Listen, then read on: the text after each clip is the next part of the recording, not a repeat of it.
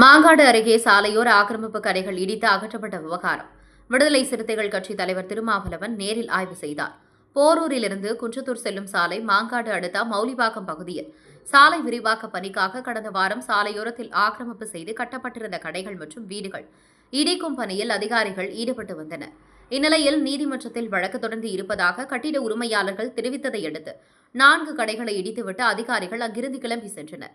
இதையடுத்து சாலை விரிவாக்க பணிக்காக கடைகள் மற்றும் வீடுகள் இடிக்கப்படுவது குறித்து விடுதலை சிறுத்தைகள் கட்சியின் தலைவரும் நாடாளுமன்ற உறுப்பினருமான திருமாவளவன் நேரில் சென்று ஆய்வு மேற்கொண்டார்.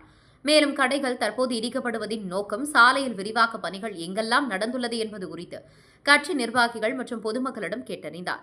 மேலும் அந்த பகுதியில் விடுதலை சிறுத்தை கட்சி சார்பில் இளைஞர்களுக்கு டைப் ரைட்டிங் பயிற்சி கொடுக்கப்படும் வரும் நிலையில் அந்த மிஷின்கள் அனைத்தும் பழுதடைந்து தூசிப்பட்டு இருப்பதால் அதனை உடனடியாக மாற்றி இயக்குமாறு கட்சி நிர்வாகிகளுக்கு உத்தரவிட்டு சென்றார்.